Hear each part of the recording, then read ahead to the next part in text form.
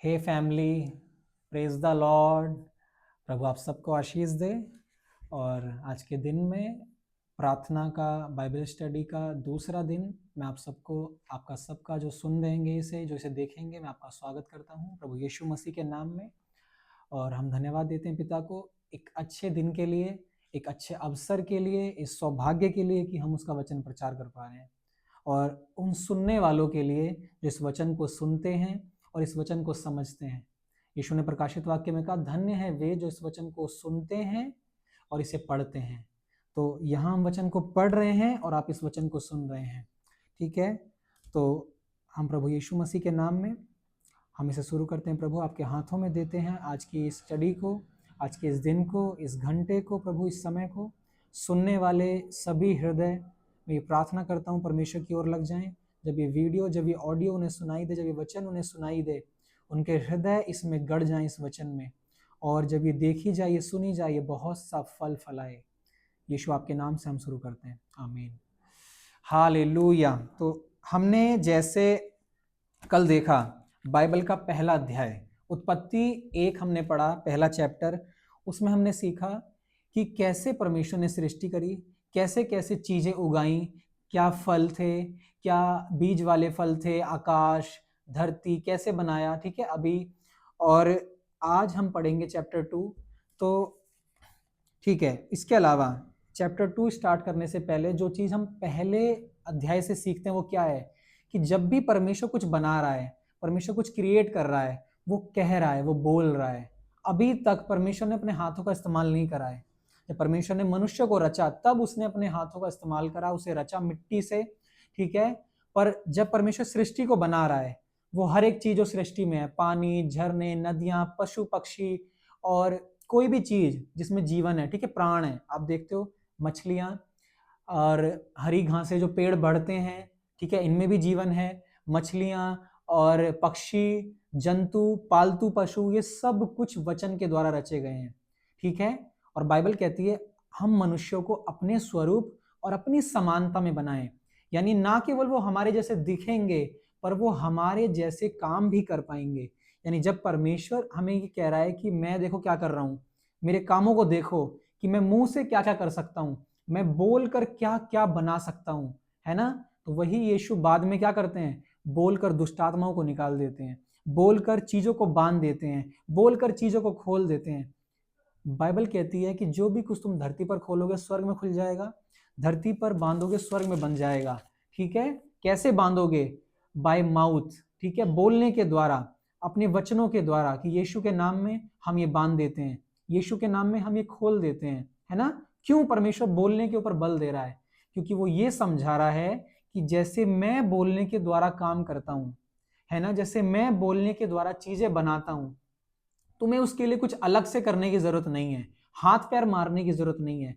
Bible कहती है यदि हम दुष्ट से भी लड़ते हैं, यदि हम उससे भी मल्ल युद्ध करते हैं, ठीक है, तो वो शारीरिक नहीं है, वो आत्मिक है। और तुम जुबान से और विश्वास से उसे जीतते हो, आमीन, है ना।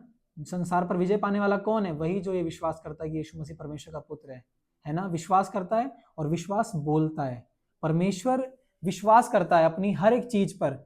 जब उसने आकाश को रचा, ठीक है, English Bible says heaven's and the earth. ठीक है, मैं जब इसे पढ़ रहा था तो हिंदी में लिखा गया है परमेश्वर ने आकाश और पृथ्वी की सृष्टि की।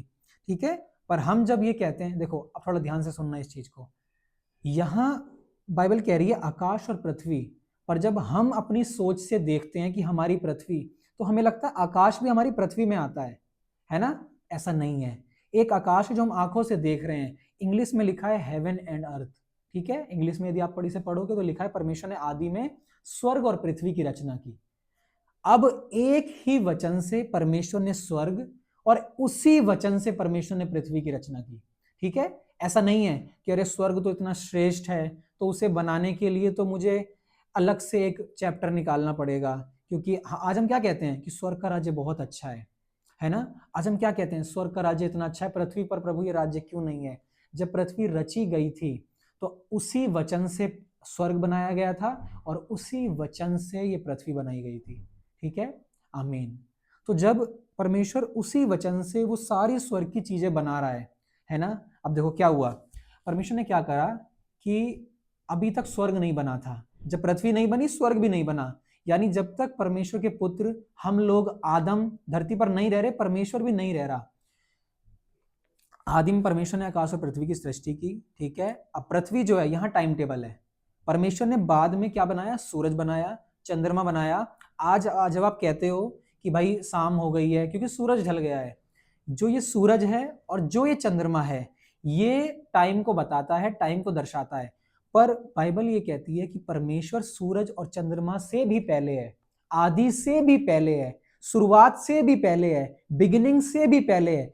परमेश्वर समय में बाधित नहीं है, यानी समय परमेश्वर को बाध्य नहीं कर सकता, परमेश्वर को रोक नहीं सकता, है ना। आप कहो कि प्रभु ये साल तो बहुत हार्ड है, एक साल तो लगेगा, एक महीना तो लगेगा, ये चीजें तो परमेश्वर 5 महीने में सॉल्व होती हैं, 6 महीने में सॉल्व होती हैं, है ना, या इतने हजार सालों में सॉल्व होती हैं, इतना समय हो। परमेश्वर समय के अधीन नहीं है। जब वो काम करता है तो समय उसे रोक नहीं सकता, क्योंकि वो समय से भी पहले है ना। जब वो काम करता है तो सूरज चंद्रमा से उसे फर्क नहीं पड़ता, क्योंकि जब परमेश्वर काम कर रहा है आदि में पहले अध्याय में, तो सूरज चंद्रमा नहीं है, वो बिना उसके भी। आज हम कहें परमेश्वर तो दिन में काम करता है, परमेश्वर तो रात में काम करता है, परमेश्वर बाधित नहीं है। परमेश्वर चाहे तो अभी, परमेश्वर चाहे तो रात के 1 बजे, परमेश्वर चाहे तो शाम को 6 बजे, चाहे दिन के दोपहर के 3 बजे, वो कभी भी काम कर सकता है, वो कभी भी चंगाई दे सकता है, वो कभी भी अनुग्रह उंडेल सकता है, वो कभी भी बढ़ोतरी ला सकता है। आमीन, है ना। जब यीशु मसीह का आने वाला समय था, यीशु मसीह आने वाले थे, मसीहा आने वाला था, यहूदी कहते हैं कि किताब के अनुसार अभी तो तोरा के हिसाब से या भविष्यवक्ताओं के हिसाब से अभी तो ये नहीं आना चाहिए, ऐसे कैसे आ जाएगा, इस जगह से कैसे आ जाएगा, नासरत से कैसे आ जाएगा। परमेश्वर ना जगह में बाधित है, परमेश्वर ना समय में बाधित है। परमेश्वर ने ऐसे समय में यीशु मसीह को लाया, ऐसी जगह से लाया। नासरत तुच्छ जानी जाती थी, ठीक है, सारे शहरों में जो नासरत था, जो ठीक है, जो इलाका था नासरत, जो देश था, जो गांव था, वो छोटा समझा जाता था, है ना, तुच्छ समझा जाता था, मतलब छोटे लोगों का। तो यीशु मसीह को वहां से ले आए परमेश्वर। वो नासरत जो हमारी समझ में छोटा है, तुच्छ है, परमेश्वर को वो भी नहीं रोक पाया। आमीन, ठीक है। तो हम टॉपिक पर वापस आते हैं। परमेश्वर ये बताना चाहता है कि देखो आदम, मैं क्या कर रहा हूँ, ठीक है।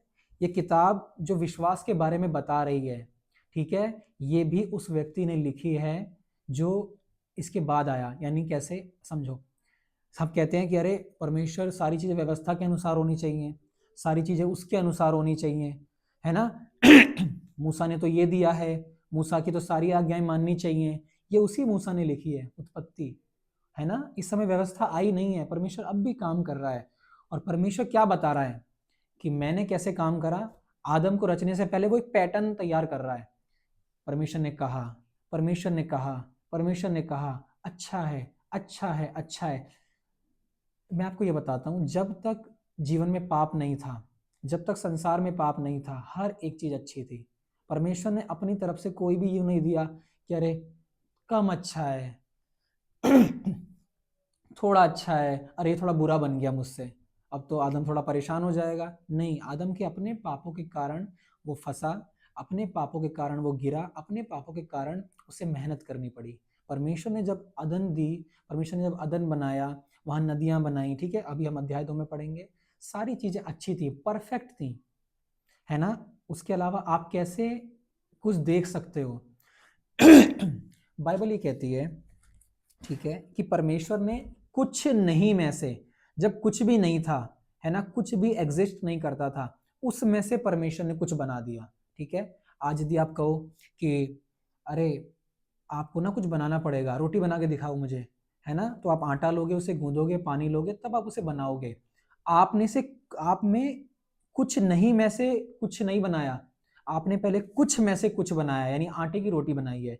पर जब परमेश्वर ने सृष्टि रची, वहां कुछ भी नहीं था, है ना, नथिंग, कुछ भी नहीं था, उसमें से परमेश्वर ने कुछ रच दिया, बाइबल ऐसा कहती है ना। यदि आप कहो अरे कुछ हमें बनाना है, हमें दवाइयाँ बनानी है, पेड़ लोगे, छाल लोगे, एल्गी लोगे, जो चीज़ें आज दवाइयाँ बनती हैं इसी से बनती हैं, है ना, केमिकल्स लोगे। परमेश्वर ने कुछ नहीं में से बना दिया सारी चीज़ें, है ना, बाय वर्ड, अपने वचन के द्वारा। तो आज जब हम कहें कि अरे हमें तो एक नया लीवर चाहिए, या हमें इसमें चंगाई चाहिए, इसमें काम चाहिए, या पैसा चाहिए, तो इसके लिए तो कुछ होना पड़ेगा, है ना। तब होगे तब तो आएगा ये, या तब ये करोगे तब वो तो आएगा। अच्छी बात है, कमाना चाहिए, कमाने से ही पैसा आता है।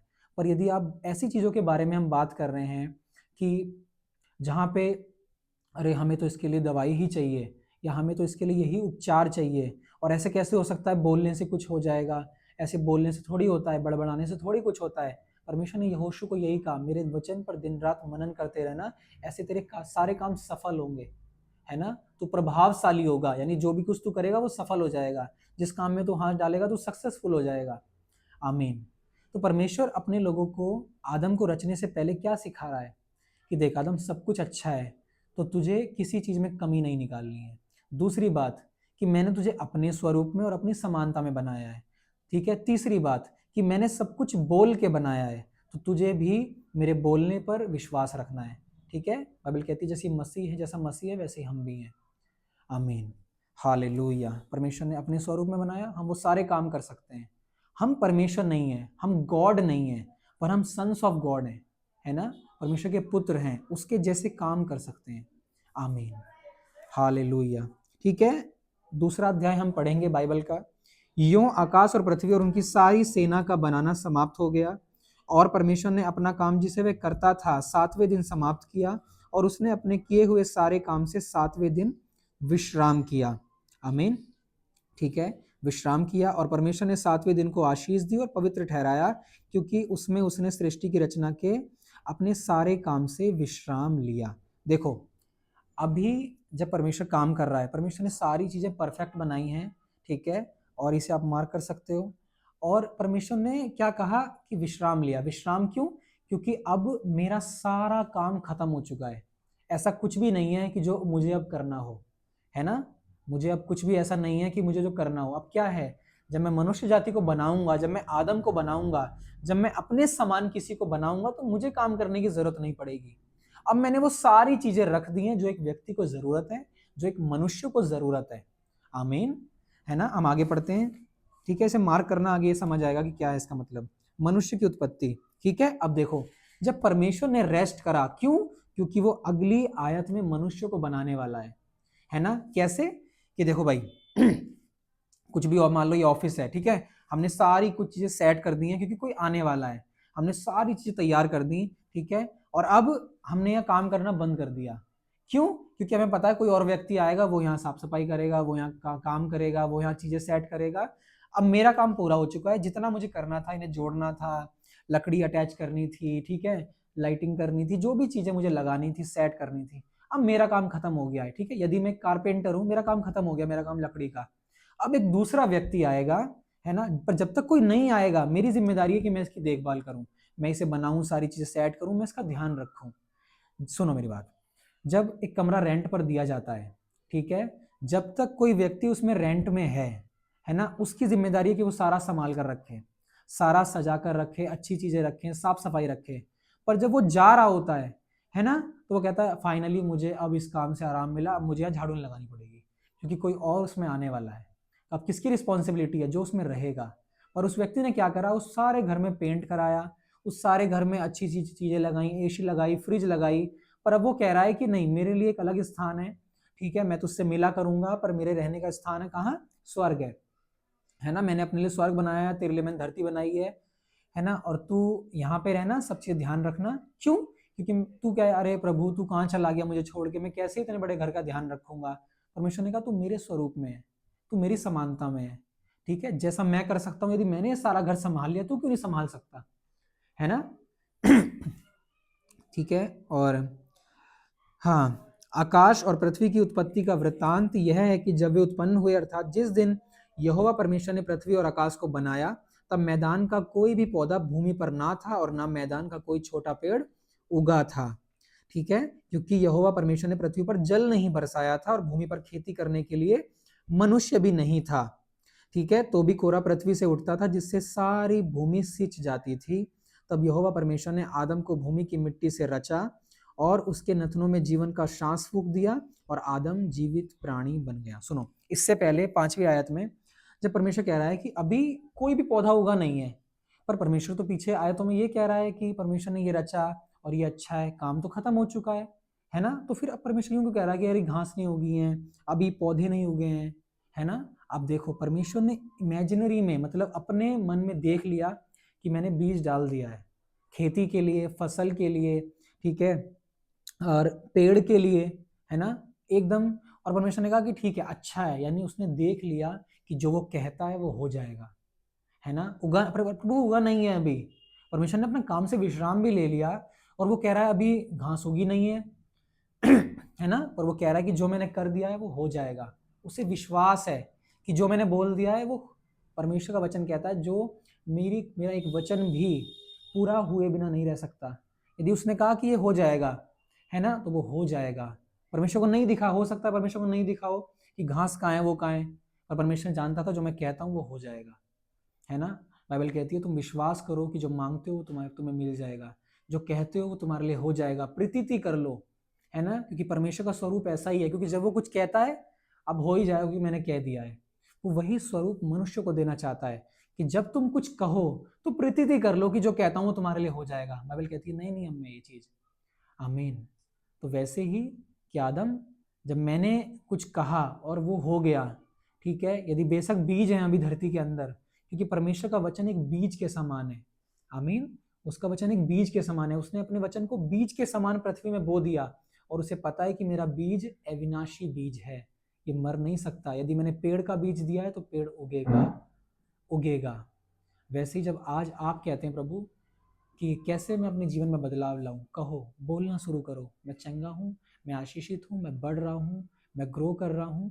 आपको यदि भरोसा है कि जो बीज आप कहते हो वो अविनाशी है, तो उसकी फसल भी अविनाशी होगी।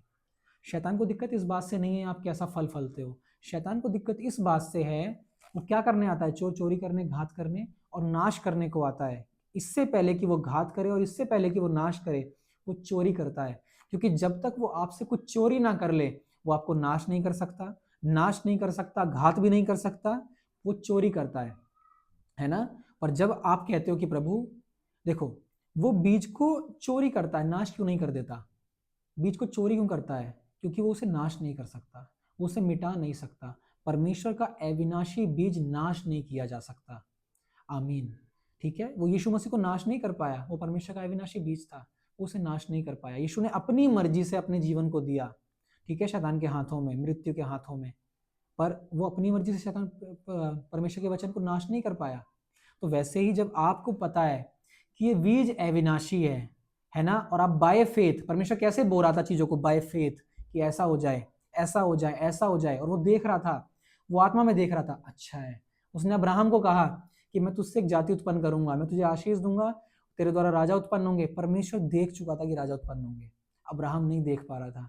परमेश्वर क्या चाहता है कि तुम जैसा मैं कहता हूं तुम वैसे देखो, जैसा मैं बोलता हूं तुम वैसा बोलो, ठीक है। आज एक मनुष्य की सबसे ज्यादा अच्छी बात क्या है कि वो ये जान जाए कि वो परमेश्वर के स्वरूप में बनाया गया है। आज हमारी और आपकी क्या सबसे अच्छी बात है कि हम लोग ये जान जाएं कि हम परमेश्वर के स्वरूप में बनाए गए हैं, है ना। आज यदि मैं आपसे कहने लगूं अरे आप परमेश्वर के समान हो आप बिल्कुल, अरे नहीं नहीं हम तो पापी हैं, हम कैसे हो सकते हैं, हम पर दया करो प्रभु, हमें माफ कर दो, कपड़े फाड़ देंगे, है ना। पतरस ने कपड़े इसलिए फाड़े क्योंकि वो उसे देवता बोलते थे, उसकी पूजा करना चाहते थे, है ना, इसलिए नहीं कि वो उसे यूं कह रहे थे कि तू परमेश्वर का पुत्र है। हम सब परमेश्वर के पुत्र हैं, है ना। पर परमेश्वर कह रहा है तुम मेरे समानता और मेरे स्वरूपता में हो, मेरे जैसे दिखते हो, मेरे जैसे काम कर सकते हो, तो हम परमेश्वर के पुत्र हैं, आमीन। हम वैसा ही कर सकते हैं जैसे हमारा पिता करता है। हमारा पिता हमें बता रहा है देखो ऐसे करो मेरे बच्चों, ऐसे करो, ऐसे करो, ऐसे करो, है ना। और यदि कोई कहे प्रभु अगर हम अपने बीज, प्रभु तूने तो अविनाशी बीज बोया था, यदि हम अविनाशी बीज कहाँ से लाएंगे प्रभु, क्योंकि तुझ में तो जीवन है परमेश्वर, है ना। यदि तू अपने अंदर से बीज निकालेगा तो जाहिर सी बात है वो अविनाशी बीज है ना। तो प्रभु एक काम कर, तू अपना बीज ना हमें भी दे दे, है ना। यीशु ने कहा मैंने अपना वचन तुम्हारे मुंह में डाले, आमीन, है ना। जैसा वचन परमेश्वर के मुंह में वैसे ही हमारे मुंह में है। यीशु ने कहा कि मैं अपना वचन तुम्हारे मुंह में डाला है मैंने, है ना। यानी कैसे, ताकि तुम पृथ्वी पर स्वर्गों को बोधो, है ना। तुम जो कहोगे वैसा हो जाएगा, जो कहते हो विश्वास करो तुम्हारे लिए हो जाएगा, जो कहते हो और उस पर विश्वास करो, क्योंकि परमेश्वर जो कहता था उस पर विश्वास करता था कि जो मैं कहता हूँ हो जाएगा। और वो हमें भी यही बात सिखा रहा है कि जो तुम कहते हो विश्वास करो कि हो जाएगा, क्योंकि तुम मेरे जैसे हो। परमेश्वर कुत्ते बिल्ली से ये बात नहीं कह सकता, क्योंकि वो उसके जैसे नहीं है ना। जब जब यीशु मसीह दिखाई दिया, जब जब यीशु मसीह, ठीक है, पुराने नियम में दिखाई दिया, नए नियम में दिखाई दिया, ठीक है, एंजल ऑफ द लॉर्ड कहते हैं इंग्लिश में, हिंदी में परमेश्वर का दूत कहते हैं, स्वर्गदूत नहीं कहते, परमेश्वर का दूत कई बार बाइबल मेंशन करती है, उत्पत्ति में भी, हम पढ़ेंगे आगे देखेंगे। तो उसे एंजल ऑफ द लॉर्ड कहा जाता है ना। तो जब उसमें बता रखा है तो वो हमेशा शरीर में आया, हमारे जैसे 2 हाथ, हमारे जैसे 2 पैर, है ना। वो ये दिखा रहा है कि हम सब एक जैसे हैं, हम दोनों एक जैसे हैं। पर जब पाप आया तो वो अपनी पहचान खो दिया। ठीक है, आगे पढ़ेंगे।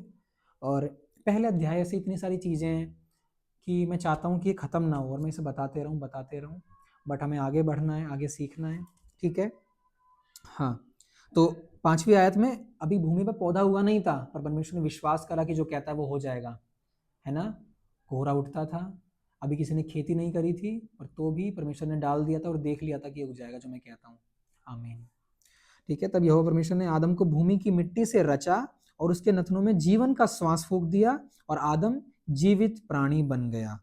ठीक है, और यहोवा परमेश्वर ने पूर्व की ओर अदन में एक वाटिका लगाई और वहां आदम को, जिसे उसने रचा था, रख दिया। ठीक है, और यहोवा परमेश्वर ने भूमि से सब भांति के वृक्ष जो देखने में मनोहर और जिनके फल खाने में अच्छे हैं उगाए, और वाटिका के बीच में जीवन के वृक्ष को और भले या बुरे के ज्ञान के वृक्ष को भी लगाया। ठीक है, उस वाटिका को सींचने के लिए एक महानदी अदन से निकली और वहां से आगे बहकर 4 धाराओं में बट गई। पहली धारा का नाम पिशोन है, यह वही है जो हवीला नाम के सारे देश को, जहां सोना मिलता है, और घेरे हुए है ना। उस देश का सोना चोखा होता है, वह वहां मोती और सुलेमानी पत्थर भी मिलते हैं। हालेलुया। जब परमेश्वर ने, आज आप कहते हैं ओ प्रभु जी कि तूने स्वर्ग को रचा है प्रभु, वहां तो सुलेमानी पत्थर होगा परमेश्वर। मैंने आपको क्या कहा, जब परमेश्वर ने एक वचन से, उसी वचन से स्वर्ग को रचा, उसी वचन से परमेश्वर ने धरती को रचा। पहले दोनों एक थे, उन्हें अलग किया गया। परमेश्वर ने कहा आकाश अलग हो जाए, धरती अलग हो जाए, धरती पर पानी है वो अलग हो जाए, जमीन दिखाई दे, है ना। पर जब पहले एक ही चीजें बनाई गई थी, वो यानी जो चीजें स्वर्ग में है वही चीज धरती पर भी है। क्यों, अरे कैसी बात कर रहे हो आप, धरती पर तो बीमारी है, कलेश है, दुख है। मुझे पहले अध्याय में दिखाओ कहां परमेश्वर ने आदम को बीमारी दी, कहां परमेश्वर ने अपनी तरफ से उसे ऑफर करा कि मैंने तेरे लिए आदम एक जगह रखी है, पर वहां थोड़ा सा कैंसर तो है, वहां थोड़ा सा पीठ दर्द है, वहां थोड़ा सा कोरोना है, वहां थोड़ी सी बीमारियां हैं। परमेश्वर अच्छी जगह है, क्योंकि मेरे यहाँ कुछ नहीं है, मेरे यहाँ बीमारी नहीं है, मेरे यहाँ श्राप नहीं है। परमेश्वर ने एक वचन से स्वर्ग और धरती को रचा, और परमेश्वर ये जानता है कि मुझे कैसे राज्य करना है स्वर्ग में, और वो राज्य करता है ना। हम बाइबल में गाना गाते हैं ना, हम कभी कभी चर्च में, परमेश्वर स्वर्गों के ऊपर, rain on the earth, rain on the mountain, ठीक है, रेन ऑन द स्वर्ग, ठीक है, इंग्लिश में हेवन, कि परमेश्वर ऐसा है जो राज्य करता है स्वर्ग और धरती पर दोनों जगह। उसे पता है कि कैसे राज्य करते हैं। ठीक है, परमेश्वर ने क्या करा कि देख आदम, तू मेरे समानता में है, तो जैसे मेरे पास एक राज्य है, रहने की जगह है, बहुतायत है, सोना चांदी है, सुलेमानी पत्थर है, तो जब मैं तुझे अपनी समानता में बना रहा हूं तो मैं तुझे भी एज इट इज चीजें दूं। ठीक है, तुझे भी मैं अच्छी फसल दूं, तुझे भी मैं अविनाशी बीज दूं, तुझे भी मैं सुलेमानी पत्थर दूं, सोना दूं। अरे कैसे, आज तो क्या सोना नहीं है धरती पर, आज भी है, सुलेमानी पत्थर नहीं है, आज भी है ना। देखो सारी चीजें हैं, और यही हमें जब हम आगे देखते हैं बाइबल में, प्रकाशित वाक्य में, कि परमेश्वर के चबूतरा एक कितना चमक रहा था, है ना, वहां पर इस नीलमणि से वो बना हुआ था, क्योंकि वो उसी वचन से बना हुआ है ना। और वही आज यहाँ है। देखो जब रची गई पृथ्वी तो वहाँ सारी चीजें थी, सोना चांदी, अच्छी अच्छी सुलेमानी पत्थर, अच्छी अच्छी, ठीक है, नीलमणियाँ, अच्छे अच्छे तरह के चीजें बहुत सारी, है ना। आज जैसे ग्रेनाइट है, आज मार्बल है, ये सारी पृथ्वी में पाए जाते हैं। घर में लगाओ, इन्हें पॉलिश करोगे, चमकता है घर। ये सब कुछ इस पृथ्वी में रखा गया है परमेश्वर ने। हालेलुया। पर क्या फर्क क्या है कि आज धरती इतनी खराब क्यों है, क्योंकि परमेश्वर जानता है कि मैंने जो अपने अधिकार में लिया है स्वर्ग को, मुझे राज्य करना है। पर जो मनुष्य के हाथों में दिया है वो नहीं जानता कैसे राज करना है, मनुष्य भूल गया है राज करना। अपने आप को पाप के हाथों में सौंप दिया है। एक ऐसा व्यक्ति जो पाप का दास है वो राज्य करना नहीं जानता। परमेश्वर पाप का दास नहीं है ना। मनुष्य क्या हुआ, अपनी गलती के कारण, अपनी भूलता के कारण, अपनी मिस्टेक के कारण पाप में आया और पाप का दास बन गया। आमीन। जो पाप करता है वो पाप का दास है, बाइबल कहती है नए नियम में। और परमेश्वर किसी का दास नहीं है। उसने पुत्र को जन्म दिया था, पर पाप के कारण आदम दास बन गया, पाप के कारण हवा दास बन गई। परमेश्वर ने पुत्र को जन्म दिया था और दिखाया था कि देख मेरे पास एक स्वर्ग है, मैंने तुझे भी एक घर दिया है, तुझे भी इसे अच्छी तरीके से चलाना है ना। जब आप किसी को घर की चाबी देते हो, अथॉरिटी देते हो, सारी चीजें देते हो, तो आप जानते हो कि तू बड़ा है, तू समझदार है, अब तेरे हाथ में ये घर है। परमेश्वर रिस्पॉन्सिबल नहीं है धरती के लिए, उसने मनुष्य को रखा और कहा तुम रिस्पॉन्सिबल बनो, ये तुम्हारी प्रॉपर्टी है, मैंने तुम्हें दे दी है। प्रभु हम कैसे चलाएंगे? बुद्धि, समझ, ज्ञान दिया है। परमेश्वर आदम से मिलता था, उससे बातें करता था, है ना, उसके साथ उठता बैठता था, तो उसे पता था उसे क्या करना है क्या नहीं करना। आमीन। ठीक है। हाँ, और ठीक है, उस वाटिका को सींचने के लिए पढ़ लिया हमने। चोखा होता है, वहां मोती और सुलेमानी पत्थर भी मिलते हैं। दूसरी नदी का नाम गिहोन है, यह वही है जो कूश के सारे देश को घेरे हुए है। और तीसरी नदी का नाम हिद्दकेल है, यह वही है जो अश्शूर के पूर्व की ओर बहती है। और चौथी नदी का नाम फरात है। ठीक है। तब यहोवा परमेश्वर ने आदम को लेकर अदन की वाटिका में रख दिया कि वह उसमें काम करे और उसकी रक्षा करे। कौन रिस्पॉन्सिबल है अदन की वाटिका की रक्षा करने के लिए? कौन रिस्पॉन्सिबल है पृथ्वी की रक्षा करने के लिए? मनुष्य है ना। अरे कौन करे भाई? काम करे, मेहनत करे या काम करे? काम करे, मेहनत नहीं करे, स्ट्रगल नहीं करे, संघर्ष। ये बाइबल नहीं कहती संघर्ष करे, बाइबल कहती है काम करे।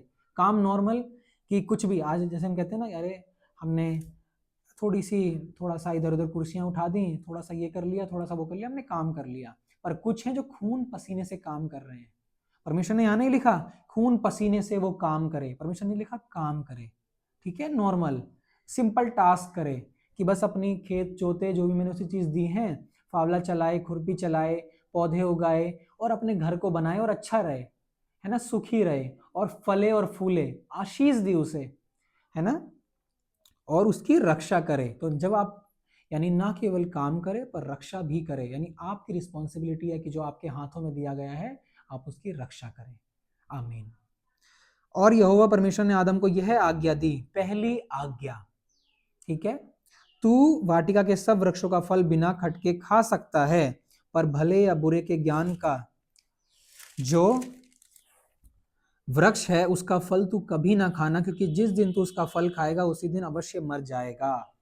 ठीक है, हालेलुया। अब देखो इसका अर्थ समझो। आदम ने जब पाप करा वो इसलिए नहीं मरा कि उसने भले और बुरे के ज्ञान का वृक्ष के फल का उसका फल खाया, वो इसलिए मरा या इसलिए मृत्यु आई क्योंकि उसने आज्ञा तोड़ी। ठीक है, परमेश्वर यदि कहता यदि तू इस घास में से कुछ खाए तो निश्चय मर जाएगा, है ना, तो वो मर जाता। बात ये नहीं है कि आपने कौन सा फल खाया, बात ये है कि आपने आज्ञा तोड़ी, है ना। यदि परमेश्वर कहता तू भले बुरे का ज्ञान का फल खा सकता है पर जीवन का मत खाना, तो वो तब भी मर जाता, बेशक उसका नाम जीवन है, क्योंकि परमेश्वर की आज्ञा तोड़ना ही मृत्यु है। परमेश्वर की आज्ञा तोड़ी तो मृत्यु आ गई, है ना। कैसे? आज्ञा आज्ञा ना मानने के कारण। बाइबल नए नियम में कहती है जब एक व्यक्ति के आज्ञा ना मानने के कारण, ये नहीं कहती कि एक व्यक्ति के फल खाने के कारण। बात फल की नहीं है, टॉपिक फल नहीं है, टॉपिक है आज्ञा ना मानना, आज्ञा मानना, आज्ञा ना मानना। जब एक व्यक्ति के आज्ञा ना मानने से पाप आया तो एक व्यक्ति के आज्ञा मानने से धार्मिकता क्यों ना राज करेगी। ठीक है, यीशु मसीह ने आज्ञा मानी सारी, कोई आज्ञा नहीं तोड़ी पिता की। यीशु पिता ने कहा कि जाओ तुझे क्रूस पर जाना है, उसने कहा हाँ प्रभु, आमीन, ऐसा ही होगा, मुझे ये सहना पड़ेगा, मुझे कटोरा पीना है। उनकी वो इच्छा नहीं थी पर वो आज्ञाकारी थे, ओबीडियंट थे, है ना। पर अब वो इसलिए नहीं मरा कि उसने भरे बुरे का खा लिया, है ना, वो इसलिए मरा कि उसने आज्ञा तोड़ी। ठीक है, आगे हम पढ़ेंगे इसे। ये पहली आज्ञा है परमेश्वर ने जब उसे दी। फिर यहोवा परमेश्वर ने कहा आदम का अकेला रहना अच्छा नहीं, मैं उसके लिए एक ऐसा सहायक बनाऊंगा जो उससे मेल खाए। ठीक है, और यहोवा परमेश्वर भूमि में से सब जाति के बनेलुए पशुओं और आकाश के सब भांति के पक्षियों को रचकर आदम के पास ले आया कि देखे वह उनका आदम उनका वो उनका क्या क्या नाम रखता है। और जिस जिस जीवित प्राणी का जो जो नाम आदम ने रखा वही उसका नाम हो गया। अब से पहले सृष्टि कौन चला रहा था? परमेश्वर। कौन उसे भर रहा था? कौन नाम दे रहा था? कौन पहाड़ नदी कह रहा था? परमेश्वर। पर अब परमेश्वर ने किसके हाथों में चीजें दी कि आदम, अब जब तू बन गया है, तू मेरे स्वरूप में, तो दोनों में से एक व्यक्ति राज करे तो अच्छा है। ठीक है, पर बाइबल कहती है मैंने पृथ्वी मनुष्य को दी है ना। स्वर्ग तो यहोवा का है, भजन संहिता, पर मैंने पृथ्वी मनुष्यों को दी है ना। यदि परमेश्वर आपको कोई चीज देता है तो वो उस पर हक नहीं जताता। ठीक है, सपोज करो आपने किसी को गिफ्ट दे दिया, एक मोबाइल आपने किसी को गिफ्ट करा, आपने उसे गिफ्ट कर दिया, अब वो उसे कैसे भी चलाए, उसका कैमरा चाहे वो हाई डेंसिटी पे चलाए, लो डेंसिटी पे चलाए, पूरे दिन फ्लैश ऑन रखे, पूरे दिन बैटरी उसकी खराब करे, चार्ज करे ना करे, अब वो उसकी रिस्पॉन्सिबिलिटी। आप नहीं कहोगे अरे तूने मेरा फोन क्यों खराब कर दिया, आप नहीं कह सकते, क्योंकि अब आपने वो उसे सौंप दिया वो चीज। परमेश्वर ने धरती मनुष्य को सौंप दी, आदम को सौंप दी, तो वो क्या कह रहा है कि आदम तू इनके नाम रख, मैं नहीं रखने वाला। क्यों प्रभु, तू क्यों नहीं रखेगा? क्योंकि आदम ये सब कुछ तेरे हाथ में है, अब मेरे हाथ में नहीं है। स्वर्ग मेरे हाथ में है, मैं वहां सारी चीजें करूंगा, है ना, पर ये तेरे हाथ में है, तू यहाँ का मालिक है, मैंने तुझे मालिक बनाया है, तो अब तू अपने इसकी रक्षा कर, इसे अपने अधिकार में कर ले, तेरी जैसी मर्जी होगी तू वैसा करना चाहेगा। पर अब क्यों परमेश्वर अब से पहले आदम को क्यों नहीं आज्ञा देता? क्योंकि अब से पहले परमेश्वर खुद काम कर रहा था, परमेश्वर को आज्ञा की जरूरत नहीं है, वो हर काम परफेक्ट करता है, पर उसे लोगों को समझाने की जरूरत है। जब आप किसी को आज्ञा देते हो, आप उसे समझा रहे हो कि भाई ये काम मत करना, ये काम करना, क्योंकि आप उसकी भलाई सोच रहे हो, आप उसे समझा रहे हो। क्योंकि आदम वो काम कर सकता है, इसलिए परमेश्वर ने उसे आज्ञा दी। ठीक है, आज्ञा क्यों दी प्रभु? यदि तो आज्ञा ना देते तो पाप ना आता, ताकि आदम प्रूफ करे कि वो परमेश्वर से प्रेम करता है, आदम प्रूफ करे कि वो कितना ओबीडियंट है, आदम प्रूफ करे, परखा जाए आदम कि तू क्या मेरे कहने पर चलेगा या नहीं चलेगा, है ना। हालेलुया। तो सब कुछ उसके हाथ में करके अब परमेश्वर देख रहा है कि आदम तू मेरी बात मानेगा या नहीं मानेगा, है ना। परमेश्वर ने देखो सब कुछ आदम को सौंप दिया। कितना हमारा परमेश्वर अनुग्रहकारी है, दयालु है कि उसने सब कुछ सौंप दिया, कि सब कुछ मैंने बनाया आदम, मैंने तुझे सेत मेत में सौंप दिया सब कुछ।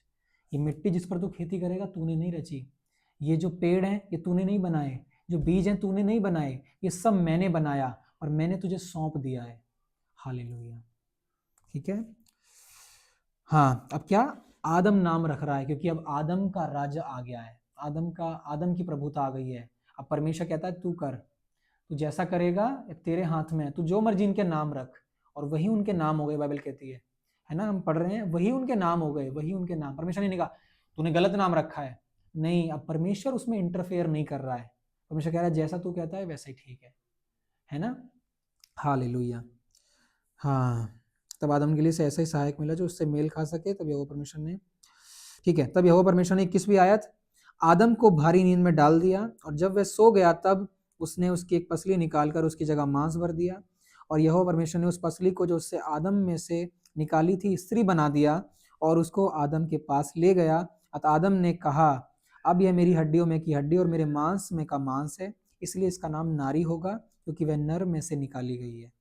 ठीक है, मैं इसे हिब्रू में पढ़ रहा था, इसका हिब्रू में मतलब है ईशा शाह, ऐसा कुछ करके है ना।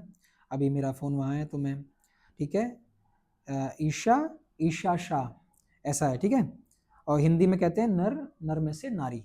ठीक है, इसका नाम भी आदम ने रखा, परमेश्वर ने नहीं रखा, वो मनुष्य है देखो, पर तो भी अब परमेश्वर जब आदम को दे चुका है अधिकार, अब आदम की फैमिली में वो इंटरफेयर नहीं कर रहा। आदम ये तेरा परिवार है, मैंने तुझे आज्ञा दी है, मैंने तुझे सारी चीज़ें बताई हैं, सिखाई हैं, अब तू अपना घर अपने अनुसार चला, मैं तेरी फैमिली में इंटरफेयर नहीं करने वाला। आज जब हम कहते हैं ना कि घर का सर कौन होता है, ठीक है, पत्नी का सर कौन होता है, उसका पति होता है ना। घर किसके अधीनगी में चलना चाहिए?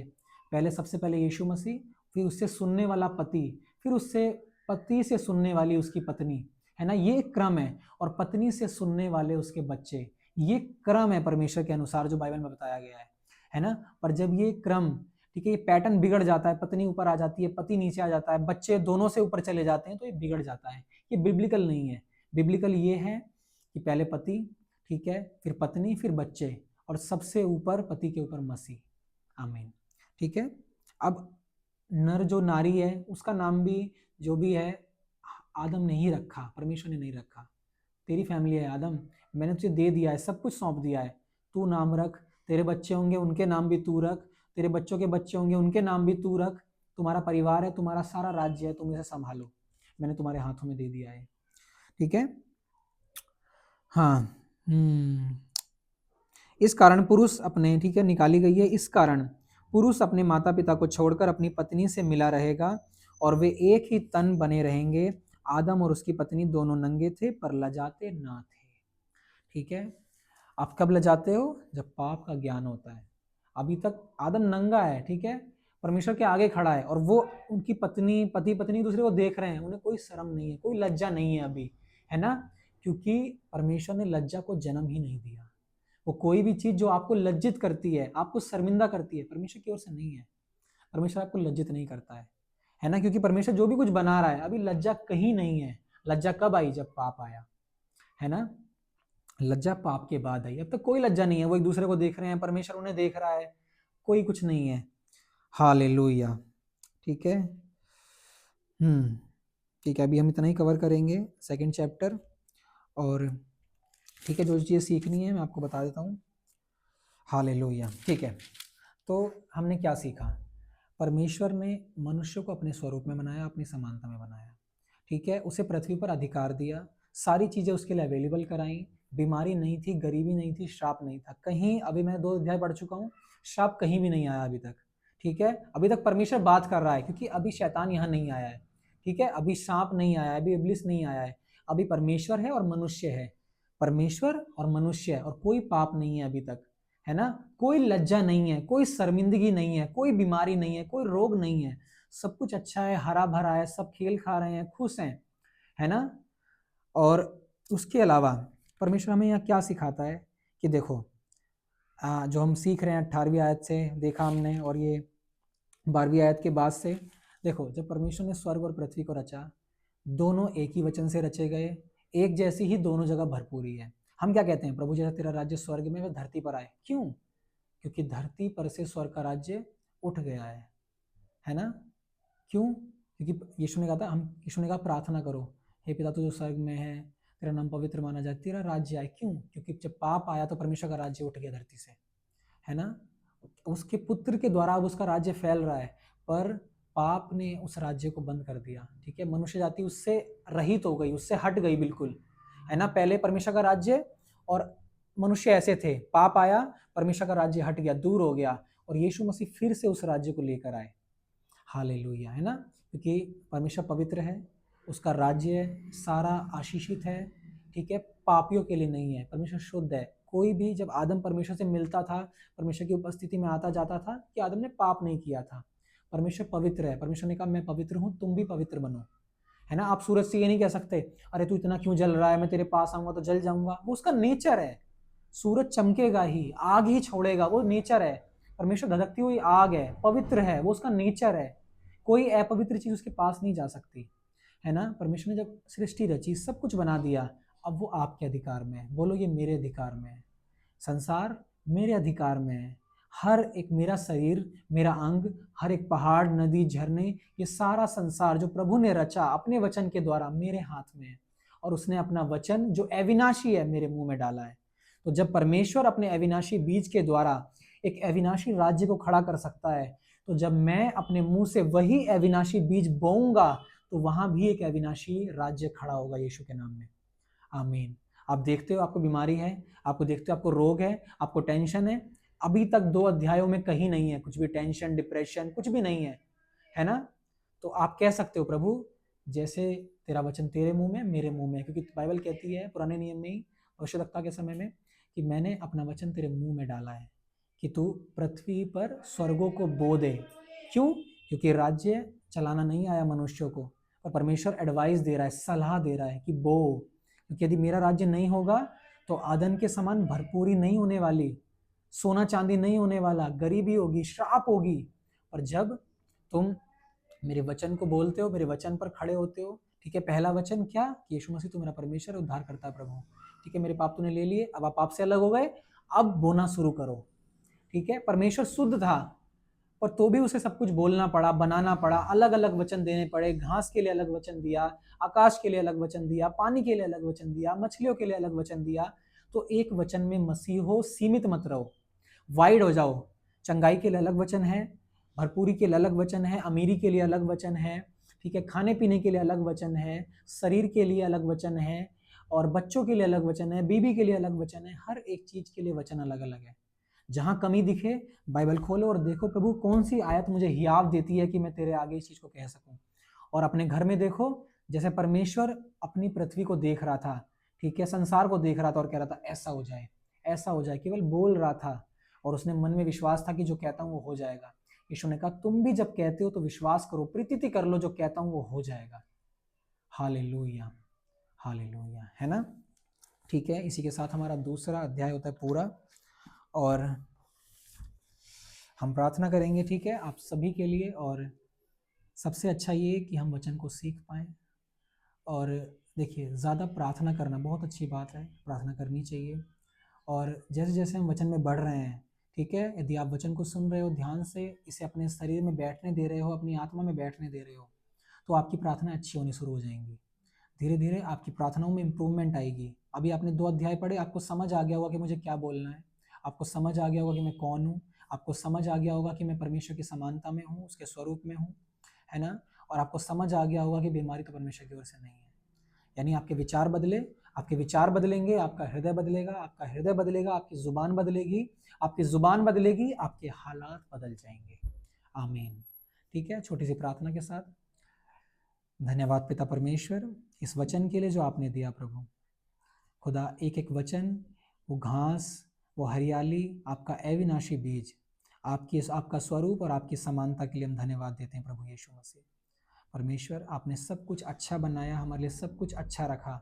आपने हमें परमेश्वर अधिकार दिया इस पृथ्वी पर जो हमने नहीं बनाई, ऐसे राज्य पर, ऐसी मिट्टी पर जो हमने नहीं रची, प्रभु आपने रची।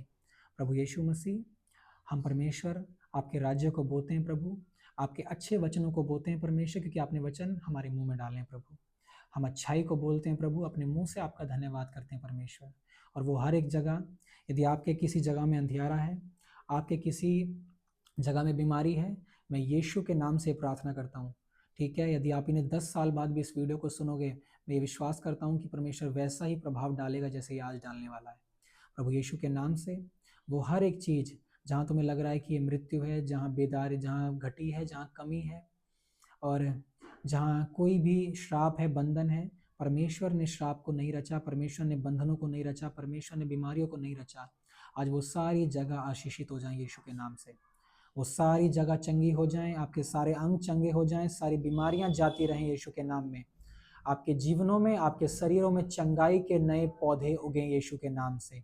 आपके घर परिवारों में, आपके पड़ोसियों में, आपके फाइनेंसेस में बढ़ोतरी आए यीशु के नाम में। हालेलुया। परमेश्वर हम आपकी अच्छाई को बोलते हैं जहाँ भी हो, ठीक है। इस प्रार्थना को रिसीव करो, बोलो प्रभु हम अच्छे हैं, हम आशीषित हैं, हम बढ़ रहे हैं, हमारा घर उन्नति कर रहा है, हम तरक्की कर रहे हैं। प्रभु आपने हमें ये सारी चीज़ें जो आपने बनाई हैं उस पर अधिकार दिया है, दुष्टता की सारी सामर्थ्य पर अधिकार दिया है, सारी पृथ्वी पर अधिकार दिया है। हम उसे विश्वास करते हैं, उसे मानते हैं परमेश्वर, और प्रभु प्रीति करते हैं जैसे आपने अपने मन में प्रीति की, आपने विश्वास किया, आप जो बोलते हो जाएगा। हम विश्वास करते हैं जो बोलते हैं, जो अच्छाई बोलते हैं, जिन भी एरियाज में बोलते हैं, जिन भी अंगों पर बोलते हैं, शरीर में बोलते हैं, फाइनेंस में बोलते हैं, वो अच्छे हो जाते हैं यीशु के नाम में। हालेलुया। प्रभु हम आपको धन्यवाद देते हैं, महिमा आदर सराहना देते हैं परमेश्वर। धन्यवाद पिता इस दिन के लिए, इस प्रार्थना के लिए, आपके वचन के लिए, आपकी आत्मा के लिए, बुद्धि समझ ज्ञान के लिए। प्रभु जहाँ जहाँ ये वचन पहुँचे, मैं प्रार्थना करता हूँ प्रभु आपका आत्मा उन्हें छुए, आपका आत्मा उनके हृदय को बदले, उनके मनों को बदले। और जब ये प्रार्थना उनके हृदय में उतरे, उनकी चेतना उनके विवेक में उतरे प्रभु जी, और अपने मुंह से वो अंगीकार करें अच्छाई का प्रभु, उनके जीवनों में अच्छाई आने लगे यीशु के नाम से। धन्यवाद करता हूँ परमेश्वर, आपको आदर और महिमा देता हूँ। यीशु के नाम से इस प्रार्थना को हम मांगते हैं, और सभी ने कहा आमीन, आमीन।